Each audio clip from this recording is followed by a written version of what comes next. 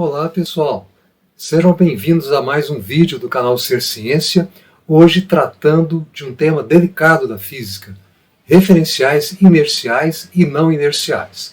Mas mesmo você que está no ensino médio, não se assuste, fique comigo até o final. Este vídeo foi feito pensando em você e também no estudante que tem nível universitário. Mas como esse tema é muito sutil, todos vocês terão muito proveito em acompanhar esse trabalho que proponho para vocês hoje. E como o assunto é bastante interessante, nós vamos fazer esse vídeo em duas partes. Nessa primeira parte, nós vamos tratar dos referenciais inerciais e dos não inerciais que se movimentam apenas com translação em relação a um referencial inercial. E na segunda parte, trataremos do caso em que o referencial acelerado apresenta uma rotação em relação a um referencial inercial. Nessa primeira parte, portanto, apenas os referenciais não inerciais que têm movimento de translação em relação ao referencial inercial. Quando eu falo em translação, para ficar bem claro, imagine linhas traçadas em posições bem definidas nesse objeto. Por exemplo, da ponta de uma asa à outra ponta, da ponta do nariz até aqui, por exemplo, linhas bem definidas nesse objeto. Quando eu falo em translação, significa que o movimento dele se dá de modo que todas essas linhas permanecem paralelas às suas direções ou posições originais. Por exemplo, esse movimento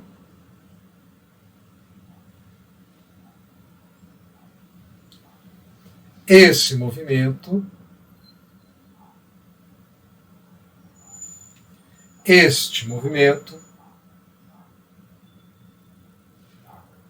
todos representam translação. A rotação é justamente quando alguma, pelo menos, dessas linhas muda de posição em relação à sua direção original. Por exemplo, se o objeto faz esse movimento, ele sofre uma translação, mas também está sofrendo uma rotação, porque essa linha que nós imaginamos aqui passou dessa posição para essa posição, que não é paralela à original. Da mesma maneira, se este aparelho fizer, por exemplo, este movimento, claramente aquela linha que traçamos aqui deixa de estar paralela à sua posição original. Então aqui também houve uma rotação. Então, rotação, rotação, rotação. Quando existe qualquer tipo de rotação, as relações que nós estamos desenvolvendo nesse vídeo não valerão. Por isso é que haverá um outro vídeo específico com relação à rotação. Nesse vídeo futuro sobre rotação, eu não desenvolverei as expressões matemáticas completas por causa da dificuldade do nível delas. Essas expressões são mais complexas e só caberiam num vídeo especificamente de nível universitário, mas será possível compreender as peculiaridades envolvidas em cada aspecto da rotação e como isso afeta a visão da pessoa que está no referencial não inercial com rotação. Vamos lá! No estudo do movimento dos corpos, sempre que se fala em posição, velocidade, aceleração, você sabe que isso é feito a partir de um certo ponto de vista. Alguém mediu essas posições, determinou velocidades e acelerações e fez isso a partir de um laboratório, de uma sala de aula, de um escritório, de algum local bem determinado. Então a gente diz que ele usou um determinado referencial. Portanto, vamos começar esclarecendo bem de que se trata esse conceito de referencial.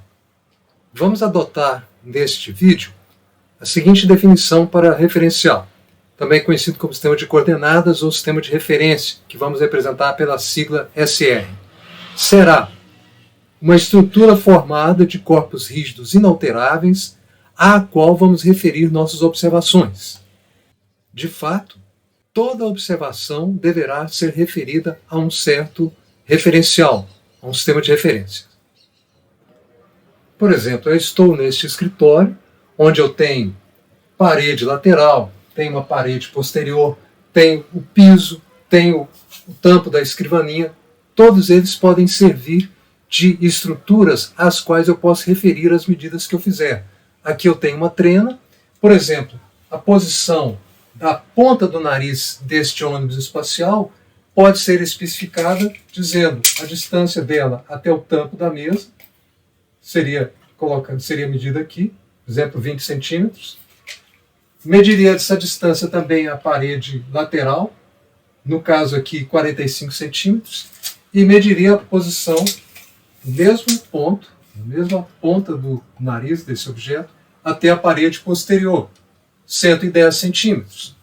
Eu teria a especificação da posição desse objeto por 3 medidas para definir a posição de qualquer ponto em um referencial, já que nós vivemos num mundo de 3 dimensões. Nos livros-texto, normalmente você vê essa representação de sistemas de referência, através de sistemas de eixos, x, y, z, e a marcação de tempo.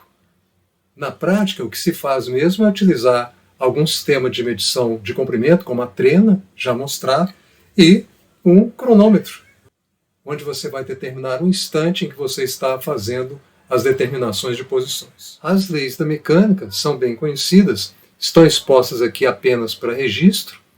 A lei da inércia, a primeira lei, essencialmente, na ausência de forças ou quando o somatório das forças é nulo, se o corpo estava em repouso, permanece em repouso, se estava em movimento, permanece em movimento retilíneo uniforme, considerando que o repouso é um caso particular de movimento retilíneo uniforme.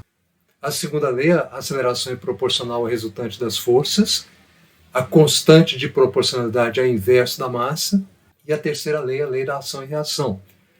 Elas vão ser importantes, especialmente a primeira lei, para que nós possamos falar em referenciais inerciais. A questão é, quando você observa as leis do movimento, você vê que elas falam essencialmente de aceleração e força. Para falar em aceleração, você tem que ter medido, determinado essa aceleração a partir de um ponto de vista, a partir de um referencial. Então a questão é, as leis de Newton valem em que circunstâncias? Ou seja, em que referencial elas valem? A ideia essencial é testá-las no referencial terrestre, já que Newton, ao enunciar as leis da mecânica, as fez do ponto de vista de um observador terrestre, em princípio. O que nós vamos chamar de referencial inercial é justamente um referencial em que valem as leis de Newton. Mais precisamente, a gente diz que é um referencial em que vale a primeira lei, porque é aquela mais fácil de testar. Fácil entre aspas, vocês vão ver que não é tão simples assim. Portanto, quando eu pergunto, as leis de Newton valem em que circunstâncias? A resposta é, as leis de Newton valem para um movimento se ele é observado, ou seja, medido e estudado, a partir de um referencial inercial. Então, na verdade, é uma definição de referencial inercial. Então, a questão é, como verificar na prática se um referencial é inercial? E a questão que fica é, a Terra é, de fato, um referencial inercial? O que vamos fazer agora é buscar responder e amarrar as respostas a essas perguntas. Vamos lá? Primeiro, deixemos claro que, em princípio, nós consideramos a Terra um referencial inercial, inclusive porque você já vem há bastante tempo resolvendo problemas de mecânica utilizando as leis de Newton. Então já está implícita a aceitação de que a Terra é um referencial inercial. Mas nós vamos mostrar para vocês que isso vai ter que sofrer uma temperança para ficar mais fiel à realidade dos fatos e da teoria. Para encaminhar o nosso raciocínio, nós vamos utilizar um vídeo chamado Frames of Reference, de 1960, portanto bem antigo, mas extremamente útil para esclarecer os conceitos de referenciais inerciais e não inerciais. Esse vídeo pertence à coleção de vídeos do PSSC e o link está referido na descrição. A ideia aqui vai ser testar a primeira lei de Newton no referencial da Terra. Os professores utilizam um disco de gelo seco, na verdade é um recipiente com gelo seco, dióxido de carbono na fase sólida, e esse disco contém um furo na base. O dióxido de carbono, nas condições de temperatura e pressão ambientes, ele sofre sublimação, passa da fase sólida para a gasosa e forma uma camada de gás. entre ele e a mesa em que está sendo feito o experimento. No caso, vai ser utilizada uma mesa de tampo metálico, ao que tudo indica.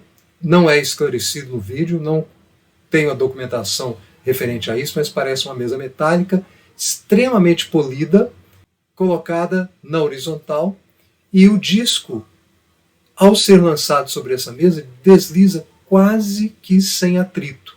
É um atrito desprezível, quase nulo. E o primeiro experimento é: o que acontece com o corpo se ele for abandonado após sofrer um pequeno empurrão, na ausência de forças, ou melhor dizendo, com resultante de forças zero, porque no caso atua o peso na vertical para baixo e a reação normal da mesa sobre este objeto, se neutralizando mutuamente. Portanto, a resultante das forças é zero. Vamos ver o que acontece. Aqui estão os dois professores. Vamos ver o que vai acontecer. Vamos ver. Então, o objeto foi arremessado. Vejam como ele se encaminha com velocidade constante em linha reta para o outro colega. Trata-se de um claro exemplo de somatório de forças igual a zero, movimento retilíneo uniforme.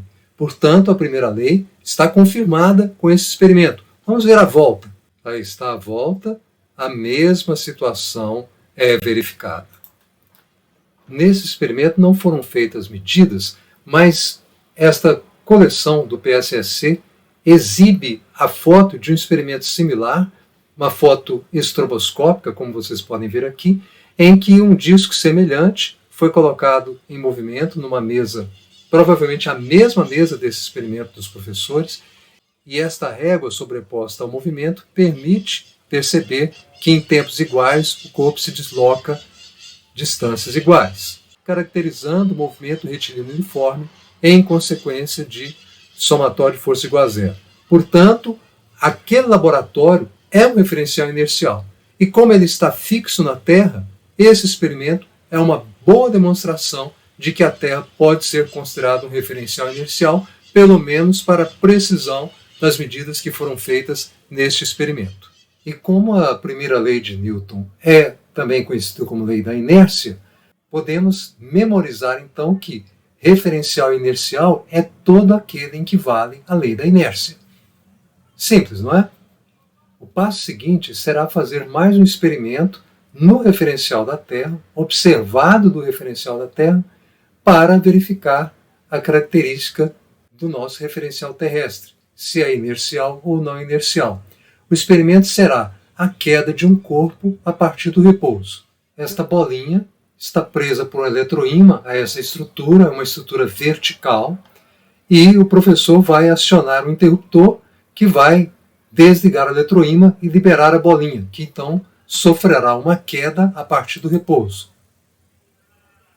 Claramente, a queda se deu verticalmente. Você pode até dizer: mas eu estou estranhando, Tomás. Você não falou que está testando a primeira lei de Newton e está fazendo uma queda de um corpo a partir do repouso? A ideia, no caso, é que nós estamos seguros de que na horizontal não existem forças. A única força identificável, perfeitamente reconhecível nesse experimento, é a força peso na vertical. É claro que devemos contar também com a resistência do ar, que nós não estamos levando em conta nesse experimento, por ele ser muito rápido e tratar-se de uma bolinha de metal, e também porque essa resistência do ar se opõe à velocidade do objeto. Como a velocidade é vertical, a resistência do ar será vertical também. Portanto, na horizontal não existem forças, e pela primeira lei de Newton eu não deveria ter nenhuma modificação do movimento na direção horizontal. De fato, ele não tem velocidade horizontal no início e continua não tendo velocidade na direção horizontal até o final do movimento. Portanto, é uma comprovação da primeira lei de Newton nesse experimento observado a partir do referencial terrestre. Mais uma comprovação de que o referencial da Terra é inercial. Nele vale a primeira lei de Newton, em consequência, valem as demais.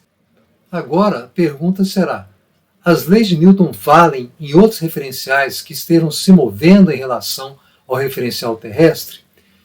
Vamos então testar os mesmos experimentos realizados anteriormente, agora em um referencial em movimento retilíneo uniforme em relação à Terra.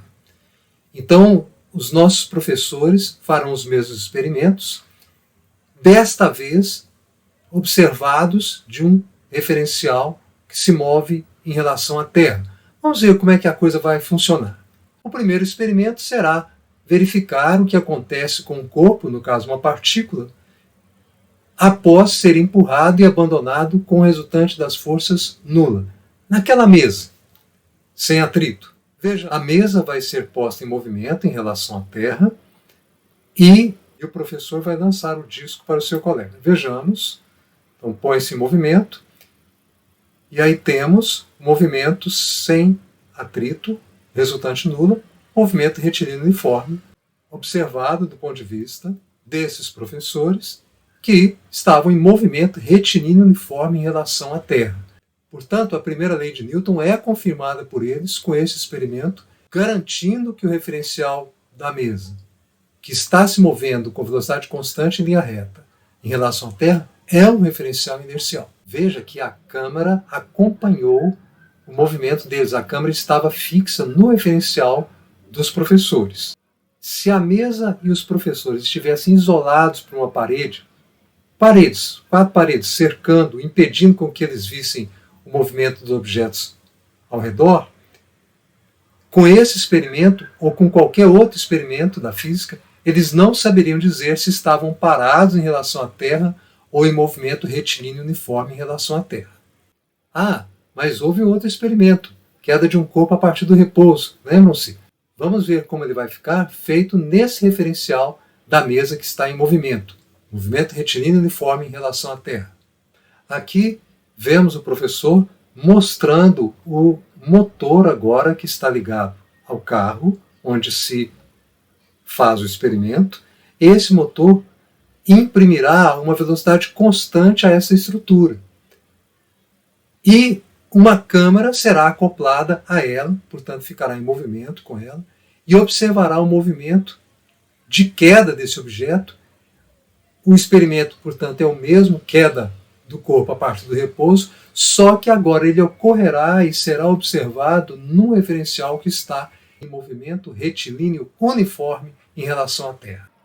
Primeiro, uma demonstração do experimento visto do ponto de vista da Terra, apenas para mostrar o funcionamento do mecanismo. Quando o carro passar por aquele ponto, a bola será liberada. Aqui você vê a câmera presa à estrutura e o professor demonstra que ela se move junto com o carro. Vamos então ao experimento. Vejam que nós vemos o professor atrás, a queda ocorre em câmera lenta e veja que no nosso referencial, ou seja, no referencial que está em movimento, no referencial do carro, a queda foi vertical. Vamos ver agora sem o professor presente. Vejam que há um pontinho branco atrás, fundo, que permite verificar que há um movimento, mas a experiência confirma que a queda se dá de forma absolutamente vertical, indistinguível da experiência feita e observada no referencial fixo na Terra. Portanto, esse experimento confirma, pela segunda vez, que um referencial em movimento retilíneo uniforme em relação à Terra também tem as características de um referencial inercial. Recordando que ali o que nós confirmamos é que, na ausência de forças na horizontal, não há qualquer alteração do movimento dessa bolinha na direção horizontal. Então é a confirmação da primeira lei de Newton no seu aspecto vetorial. No caso, somatório das forças na horizontal igual a zero, não há modificação do movimento nessa direção. Bem, a conclusão dos dois experimentos mostrados é que um referencial em movimento retilíneo uniforme em relação a um outro referencial inercial também será um referencial inercial. Portanto, se eu conheço um referencial inercial, eu terei uma infinidade de referenciais inerciais. Basta imaginar qualquer estrutura que esteja se movendo com velocidade constante em linha reta em relação ao primeiro referencial que você identificou como inercial. Pode ser linha reta horizontal, vertical, inclinada, não importa, desde que seja um movimento retilíneo uniforme em relação a um referencial já confirmado como inercial. Esse primeiro será também inercial. Agora, após ver esse experimento da queda do corpo a partir do repouso, realizado num referencial em movimento, retilíneo uniforme, em relação à Terra, pode ficar uma dúvida para você. Como que um referencial na Terra veria esse experimento? Bom, primeiro é o seguinte, para o referencial que está na Terra, não seria a queda do corpo a partir do repouso, porque o objeto tem um movimento na horizontal na hora que ele é abandonado, o movimento do carro. Tá? Então isso foi feito pelos professores e eu vou mostrar para vocês agora. Mas vejam que para quem está na Terra, o experimento é outro, é o lançamento horizontal de um projétil. Você já sabe o que deve acontecer. Vamos ver? Aqui nós vemos, portanto, a câmera presa à mesa, portanto, o referencial da Terra, e vamos ver o carro em movimento. Ele vai disparar agora. Então, observem bem. Quando o abandono ocorre, a queda ocorre, a bolinha tem uma velocidade horizontal. Agora, uma vez mais, desta vez traçando a trajetória, claramente se vê que é uma trajetória parabólica. Portanto, para o observador que está na Terra, é um outro experimento. É lançamento horizontal de projétil. Então, você veja que os dois observadores dão descrições diferentes. O da Terra vê um lançamento horizontal de projétil, o da mesa vê uma queda vertical. Mas, para ambos, a primeira lei de Newton vale. Porque a trajetória parabólica configura justamente o que se espera no lançamento horizontal de projéteis. Só existe força na vertical, na horizontal o movimento é uniforme, na vertical é uniformemente acelerado, o resultado é uma trajetória parabólica. No referencial que estava preso ao carrinho, uma queda a partir do repouso, força na vertical, movimento totalmente na vertical. Nada de errado para nenhum dos dois referenciais. Primeira lei de Newton vale, a segunda lei de Newton também terá sua validade comprovada se ele for capaz de fazer medidas rigorosas do movimento. Bom, ok, mas em que hipótese, então, um referencial não será inercial? Ou seja, em que hipótese as leis de Newton não valem nesse inercial? Vamos ver?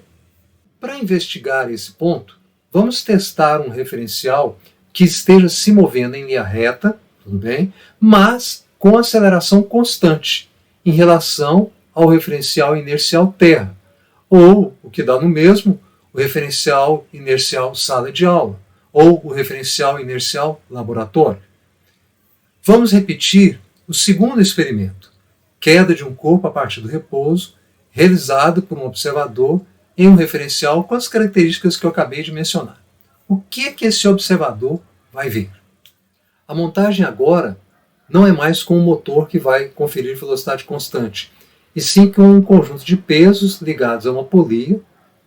Esse conjunto de pesos, portanto, vai estar ligado por uma corda ao carro que contém o nosso experimento. O sistema sofrerá uma aceleração constante em razão da presença desses pesos. Aceleração constante e não mais velocidade constante. Vendo que agora a câmera está presa ao carro, como era de se esperar, para que a observação se faça do ponto de vista do referencial do carro, vamos ver o experimento do ponto de vista do carro que está em movimento. Vamos lá. Isso. Vejam claramente que a pedra caiu antes da haste vertical, diferente do resultado do experimento em que o carro tinha movimento retilíneo uniforme em relação à Terra. Vamos ver agora em câmera lenta. Muita atenção agora a esse movimento. Vejam só. Inicia a queda. E vejam como a queda ocorre dessa vez em linha reta, mas inclinada em relação à haste vertical, caindo antes, como foi verificado no final do experimento visto com a velocidade normal da filmagem. Ficou claro para vocês que, nesse referencial, a primeira lei de Newton não é respeitada, porque não há forças reconhecíveis na horizontal, mas visivelmente o movimento do corpo sofreu modificação nessa direção, porque na horizontal a velocidade inicial era nula e não permaneceu nula. Ela aumentou na horizontal, fato comprovado pelo deslocamento horizontal que ela sofreu, embora não houvesse forças reconhecíveis nessa direção. A componente vertical do movimento era esperada, porque nós reconhecemos a presença da força-peso na direção vertical. Mas o deslocamento horizontal do objeto fere a primeira lei de Newton, o que nos obriga a concluir que este referencial, que está se movendo em linha reta em relação à Terra, mas com aceleração, no caso aceleração constante, é um referencial não inercial. E como vamos interpretar esse movimento do ponto de vista desse referencial? Antes de fazer a análise do que aconteceu a partir do referencial acelerado, não inercial, você pode se perguntar como que seria visto esse experimento do ponto de vista do referencial da Terra? Na verdade, não teria grande surpresa, porque o que ocorre ali é que na hora que a bolinha é abandonada, ela tem uma componente horizontal de velocidade, não é isso? E essa componente horizontal vai determinar o movimento com trajetória parabólica, o lançamento horizontal de projéteis. A diferença é que, à medida que a bolinha for caindo, você veria a haste vertical se mover cada vez mais para frente em relação ao movimento da bolinha. Então ela ficaria para trás, né? Tanto é que ela cai atrás e a haste vertical está um pouco à frente. Mas a trajetória dela seria uma trajetória parabólica, exatamente como foi mostrado no caso da queda de um corpo a partir do repouso, vista no referencial da Terra, quando nós fizemos o experimento lá para trás. Portanto, a visão desse fenômeno seria a mesma que foi mostrada quando analisamos a queda de um corpo em repouso no referencial móvel, mas como que ela seria vista a partir do referencial terrestre. É essencialmente o mesmo, com a diferença que a haste vertical se adiantaria em relação ao movimento da bolinha. Aperfeiçoando o nosso estudo do movimento que acabamos de ver, aqui temos a posição original da bolinha, aqui a sua posição final. Destaquei aqui o deslocamento vertical que ela sofreu, aqui o deslocamento horizontal, quer dizer, eu fiz a decomposição do deslocamento dela numa parte vertical e numa horizontal. A vertical é perfeitamente compreensível por causa da força da gravidade. A horizontal é que surpreende, não é o que se espera, considerando a existência apenas da força-peso. E aqui o deslocamento resultante, que é também a trajetória desse movimento. A reprodução de tudo isso aqui ao lado, e a gente pode inclusive fazer medidas. Eu utilizei as medidas do computador, a unidade aqui não importa muito, porque o que vai interessar para nós aqui vai ser a razão dos catetos desse triângulo retângulo. As medidas estão aqui. Reproduzi aqui, lembrando que eu posso destacar aqui o ângulo θ formado entre esse cateto vertical e a hipotenusa, e a aplicação de relações métricas básicas no triângulo retângulo e trigonometria nos fornece a tangente desse ângulo, né, cateto oposto sobre cateto adjacente. Esse valor da tangente vai ser importante para uma característica física desse referencial que veremos um pouco mais à frente. Por curiosidade, o ângulo θ também pode ser encontrado, é quase exatamente 15 graus. Do ponto de vista do referencial acelerado, o que ele pode realmente afirmar? Aqui está a nossa bolinha em queda, e o que ele sabe de fato é que existe uma força vertical mg. Quanto a isso, não temos dúvida. Mas a trajetória que a bolinha seguiu teve uma inclinação que eu procurei reproduzir aqui segundo a figura que nós tínhamos da própria fotografia da filmagem. A confiança que ele tem nas leis de Newton, em princípio, leva a escrever o quê? Bom, que a força resultante é massa vezes aceleração, que é a segunda lei, e, portanto, ele espera que mg seja igual a ma.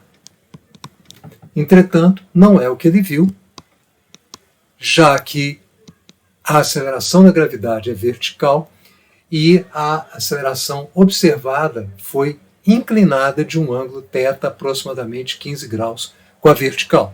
E ele pensa, o que eu posso fazer? Será que eu não tenho como corrigir a segunda lei? Então, a ideia que surge é adaptar a segunda lei para esse novo referencial, que é não inercial.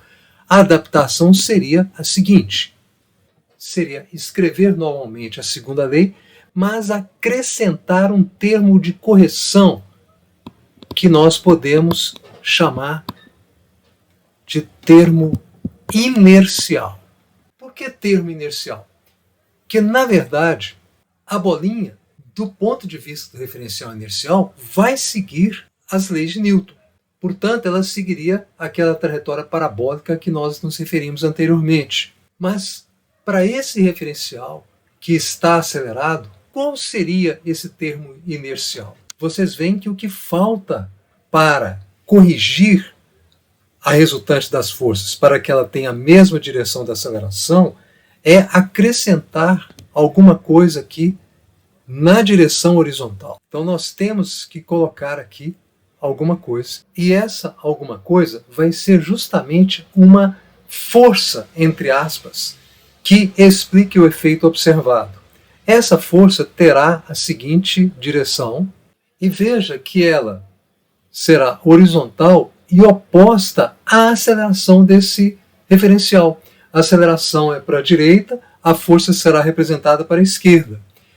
E como ela surge exatamente em razão da inércia desse corpo, que na horizontal não acompanha a aceleração do referencial. Então veja, na horizontal ele mantém sua velocidade em relação ao referencial inercial. Então, para o não inercial, o corpo se atrasa exatamente pela sua inércia de manter a sua velocidade na horizontal em relação ao referencial inercial.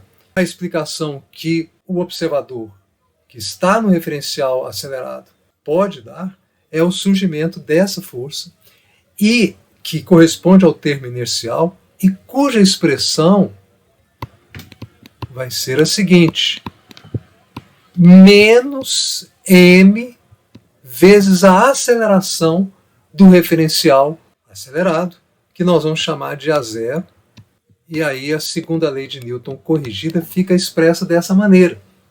Transferindo então essa ideia para o nosso desenho, o vetor então do termo inercial será nomeado menos m a 0, e o vetor azul representa exatamente a soma da força resultante de fato, que no caso é o peso, com o termo inercial. Então esta representação que eu destaquei aqui, o primeiro membro, né, da segunda lei de Newton corrigida, é a resultante de forças que o observador no sistema não inercial vai enxergar. Nessa segunda lei corrigida, essa aceleração é a aceleração observada pelo referencial não inercial, que é aquela aceleração inclinada com a vertical que já foi mostrada e que explica a queda em linha inclinada que foi observada no vídeo que utilizamos nesta discussão.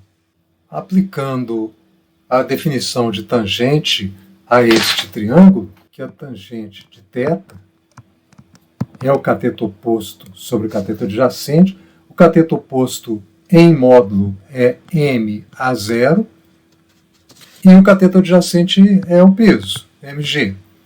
Portanto, daqui nós tiramos que o θ é o arco cuja tangente é a 0 sobre g. Ou, de tangente de θ igual a 0 sobre g, nós concluímos que A0 é igual a g tangente de θ. Ou seja, nós podemos utilizar esse experimento como um acelerômetro, uma medida da aceleração do referencial não inercial. Neste caso, o tangente de θ já foi calculado, é 0,265, então você pode até escrever que a aceleração daquele carro é g, vamos utilizar o valor 9,81 metros por segundo ao quadrado, a tangente de θ 0,265,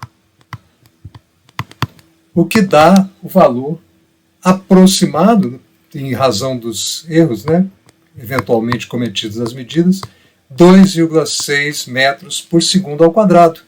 Portanto, esse experimento constitui também uma espécie de acelerômetro do sistema. Medido o ângulo, você tem a aceleração do referencial. Outro exemplo, que pode ajudar melhor a compreensão, é imaginar este vagão, imagine que é um vagão de um trem, ele pode estar aqui, nesse momento, em repouso ou em movimento retilíneo uniforme, e nós teríamos um pêndulo pendurado em seu teto por um fio, com essa disposição que vocês veem aqui.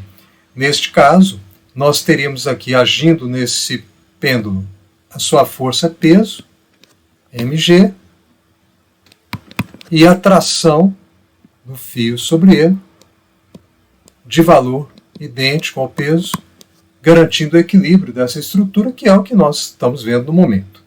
Agora, imagine que este mesmo vagão está acelerado, uma aceleração a zero.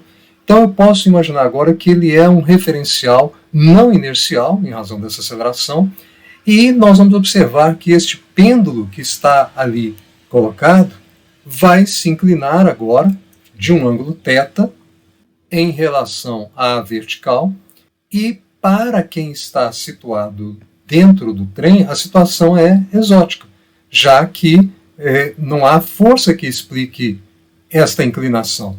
Mas se ele utilizar a ideia da segunda lei de Newton corrigida, o que nós vamos ter?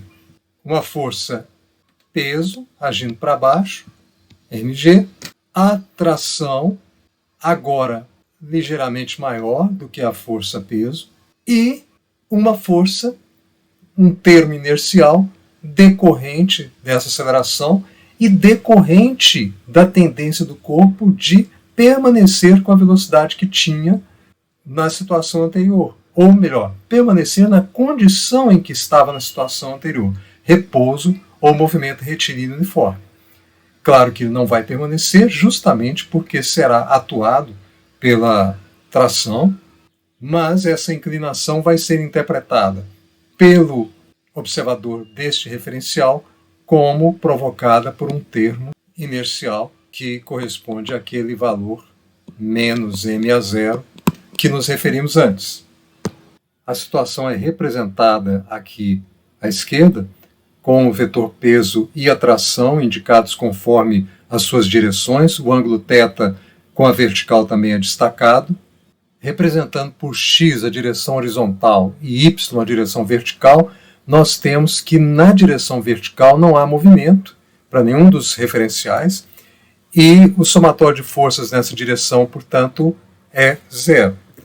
Aplicando isso à nossa representação de forças, ao nosso diagrama de forças, teremos então que T cosseno de θ, que é justamente a projeção de T na direção y, não há necessidade de desenhar o vetor, vou só destacar aqui a projeção, menos o peso é igual a zero. Portanto, nós temos a primeira análise feita pelo observador na Terra, no referencial inicial, é que T cosseno de θ é igual a mg. Já na horizontal, nós teremos a aplicação da segunda lei de Newton, somatório de forças é igual a massa vezes aceleração, porque a aceleração está na direção horizontal, e o nosso observador terrestre, no referencial inicial, vai escrever, então, que T seno θ é igual a ma. Seria a segunda equação. Ele pode dividir a segunda equação pela primeira, membro a membro, e chegar à conclusão, vai simplificar aí, né? Chegar à conclusão que a tangente de θ é igual a A sobre G. encontrando assim uma relação interessante entre a aceleração, o ângulo θ e a aceleração da gravidade. E mais, ele pode ainda somar o quadrado da primeira expressão com o quadrado da segunda, membro a membro. Fica a sugestão para vocês. E ao fazer isso, ele vai chegar à expressão Tm raiz quadrada de G2 mais A2. Confirmando que a tração neste segundo caso, aqui, com aceleração, é maior do que no primeiro caso, em que a tração era simplesmente igual ao peso. Aqui ela é claramente maior do que o peso. São resultados que podem ser facilmente obtidos pelo observador no referencial inercial, referencial terrestre do solo. Vejamos qual será a análise feita pelo observador que está dentro desse vagão com aceleração constante em relação à Terra, ao referencial inercial. Vejamos. Do ponto de vista do referencial do vagão, ele verá aquelas forças que são de origem claramente observável, claramente perceptível, no caso a força-peso e a tração do fio, mas ele será levado a representar também aquele termo inercial, menos ma0. E aí o problema para ele se torna um problema de equilíbrio de partícula. Ele tem uma partícula que está parada, está em repouso em relação a ele, sob a ação de três forças. Como vocês sabem, neste caso, o somatório das forças deve ser zero, incluída a força inercial, o termo inercial, e ele pode resolver o problema geometricamente, já que quando o somatório de vetores é igual a zero, esse somatório pode ser representado por um polígono fechado com todos os vetores incluídos na soma. Se eu tiver três vetores A, B e C, como mostrados aqui, a soma dos três vetores pode ser obtida desenhando-se, a partir do primeiro, cada um dos seguintes com sua origem na extremidade do vetor anterior. Então aqui nós temos o vetor A, depois o vetor B desenhado com a sua origem a partir da extremidade do primeiro, e o terceiro vetor da mesma maneira. O resultado é obtido ligando-se a origem do primeiro vetor à extremidade do último. Portanto, esse vetor aqui representa a soma A mais B mais C. Se eu agora alterar o vetor C, por exemplo, de modo que sua extremidade coincidir com a origem do primeiro, a situação ficará representada assim. E agora a extremidade do vetor C coincide com a origem do vetor A. A soma, portanto, é zero, e a representação da soma se reduz a um polígono fechado, no caso, um triângulo. Portanto, quando nós temos que a soma de vários vetores é nula, essa configuração que representa a soma deles se resume a um polígono fechado. Aqui a ideia foi aplicada à nossa partícula, que está pendendo do vagão acelerado. O triângulo é este aqui, conforme explicado, somatório de forças igual a zero. Você pode aplicar de novo a ideia da tangente, né, chegando aqui tangente θ é cateto oposto sobre cateto adjacente, simplificando, e chegando à conclusão que A0 é igual a G tangente θ, mas veja que diretamente do triângulo de forças, configurado pelo equilíbrio nesse referencial, e a aplicação, por exemplo, do teorema de Pitágoras leva imediatamente a t ao quadrado igual a m, que multiplica A0 ao quadrado mais g ao quadrado, ou até mesmo você pode isolar o termo A0 para obter a aceleração desse sistema em função dos dados.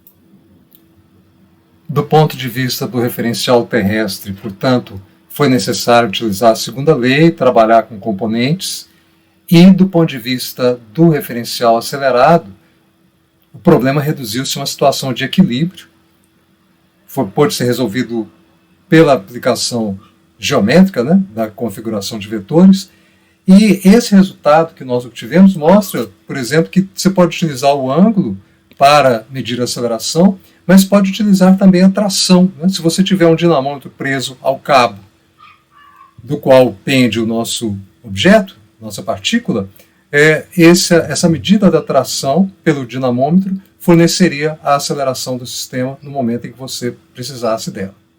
E para finalizar esse estudo de hoje, vou mostrar para vocês uma justificativa, não é uma demonstração, mas é uma justificativa, de por que adicionar aquele termo menos MA0 às forças reais que atuam no corpo para corrigir, para adequar a segunda lei de Newton ao referencial acelerado com movimento de translação. Nós vamos nos valer para isso do movimento de uma pessoa em uma esteira de aeroporto, dessas que permitem economizar tempo nas longas caminhadas, ou poderia ser também a situação de uma pessoa em uma escada rolante. Vamos utilizar esses três símbolos que vocês veem aqui.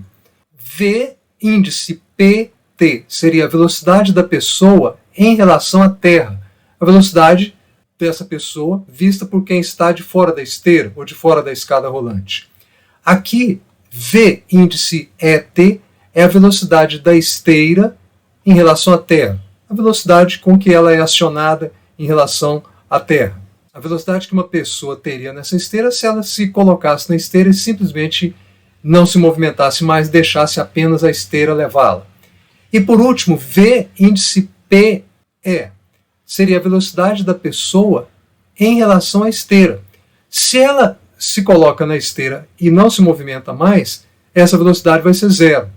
Mas se ela caminhar em relação à esteira, nós teremos um termo aqui a ser considerado.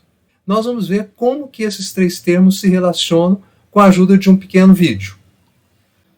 A esteira está em movimento. Vou executar o vídeo, vocês vão perceber. Aqui embaixo dá para ver a movimentação dela. Tá? Então, essa movimentação tem uma velocidade que é justamente este termo que eu vou indicar aqui. Velocidade da esteira em relação à Terra. Agora, uma pessoa caminhando para a direita, repetindo, claramente a velocidade dele, vista por nós, é maior do que a velocidade da esteira. O que vocês observaram agora foi este termo aqui, velocidade da pessoa em relação à Terra, porque nós estamos vendo pela câmera que filmou este movimento fixa no solo, fixa na Terra. É claro que essa pessoa estava caminhando em relação à esteira, então esse termo aqui não é nulo e tem o mesmo sentido da velocidade da esteira em relação à Terra. Ambos estão se movendo para a direita. A esteira se move para a direita e a pessoa se move para a direita em relação à esteira também. Qual seria a relação entre esses três termos neste caso? Ora, claramente nós vamos ter que a velocidade da pessoa vista por nós vai ser a soma desses dois termos. É uma relação intuitiva, eu não estou demonstrando, mas é possível a gente inferir isso da nossa experiência do cotidiano. Agora, a pessoa vai entrar pela direita, andando no sentido oposto. E aí nós vemos ela ganhando da esteira, ela consegue se movimentar para a esquerda numa esteira que se movimenta para a direita. Neste caso, considerando apenas os módulos das velocidades envolvidas, nós vamos colocar um sinal menos também nessa expressão para a possibilidade de que a movimentação da pessoa em relação à esteira seja no sentido oposto ao da movimentação da esteira. Provisoriamente, vamos então adotar essa expressão e aqui a gente vê que, neste exemplo dado, a velocidade da pessoa em relação à Terra teria até o valor negativo, indicando o deslocamento resultante, final, no sentido oposto ao da esteira. Provisoriamente, vamos adotar esta expressão. Agora, a situação em que a pessoa não se moverá em relação à esteira. Vejam, neste caso, a velocidade da pessoa em relação à esteira, então este termo aqui, este termo será nulo e a velocidade da pessoa em relação à Terra é a própria velocidade da esteira. movimento para a esquerda agora, teria que ser usado o sinal menos, e o professor consegue, nesse momento, igualar a velocidade da esteira, de modo que o termo VPT ficou sendo zero naquela situação. Como foi dito antes, essa relação é provisória. Por quê? A matemática nos fornece o conceito de vetores e a velocidade pode ser considerada como uma grandeza vetorial. Assim, a composição de velocidades que foi mostrada aqui pode ser colocada de maneira muito mais completa com a ideia de vetores da seguinte maneira: a velocidade da pessoa em relação à Terra é a soma vetorial da velocidade da esteira em relação à Terra mais a velocidade da pessoa em relação à esteira. E isso vai valer para situações de referenciais móveis apenas com translação, sem rotação. E caso haja aceleração ou da esteira em relação à Terra ou da pessoa em relação à esteira, qualquer desses termos, nós teremos também a possibilidade de calcular a aceleração da pessoa em relação à Terra utilizando o conceito matemático de derivação, que não é necessário na física do ensino médio.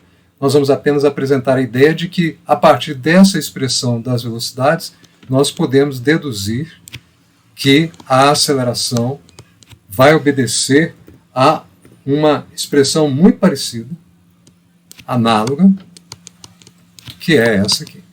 Os termos têm o mesmo significado que já foram expostos antes. Aceleração da pessoa em relação à Terra, aceleração da esteira em relação à Terra e aceleração da pessoa em relação à esteira. Como que isso nos ajuda a entender a ideia da segunda lei de Newton adaptada? Ora, nós sabemos que a segunda lei de Newton vale no referencial inercial, que no caso nosso aqui é a Terra.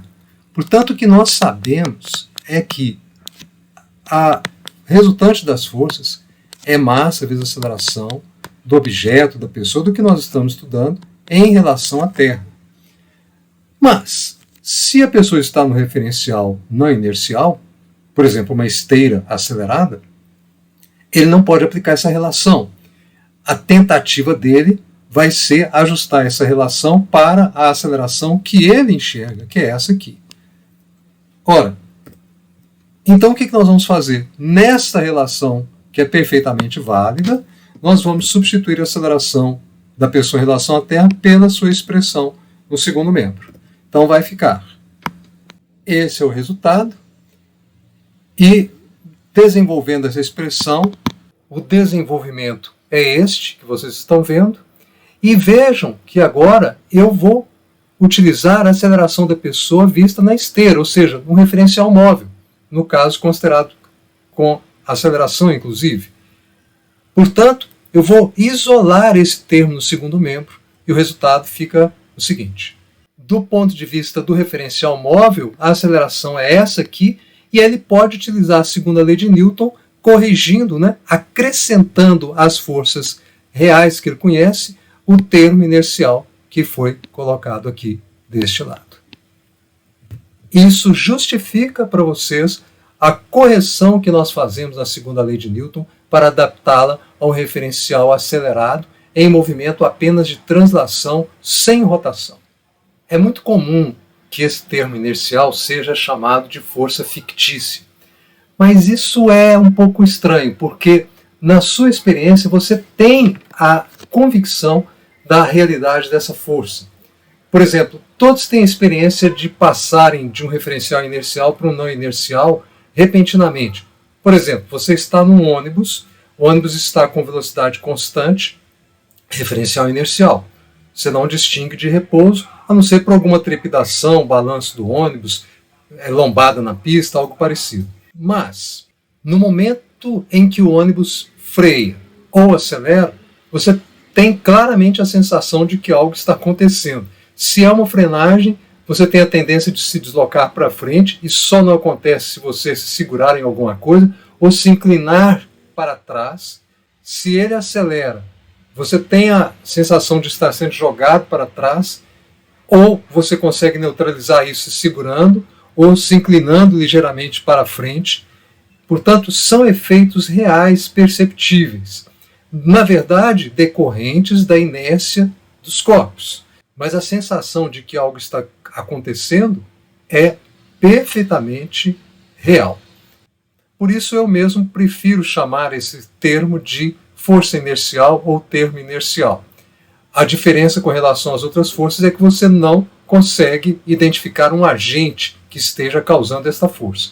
No mais, o comportamento é como se fosse uma força concreta de agente identificável. É só nesse ponto da identificação do agente e da inexistência do par ação-reação que essa força se diferencia das demais. Bem, pessoal, esse era o recado que eu queria trazer para vocês sobre referenciais inerciais e não inerciais. No caso, hoje apenas translação, com várias reflexões que nos ajudam a compreender um pouco mais a mecânica e as sutilezas envolvidas no estudo do movimento. Permaneçam com o canal Ser Ciência. Vamos nos encontrar brevemente no segundo vídeo, em que vou tratar da situação dos referenciais em rotação, sempre mantendo o nível adequado para o ensino médio, mas com utilidade para o pessoal da universidade também. E claro, deem o like nesse vídeo. Se não está inscrito, inscreva-se, marque o sininho para as notificações de novos vídeos. E sempre lembrando que neste canal a ciência é a nossa meta e a educação é o caminho. Até o próximo vídeo!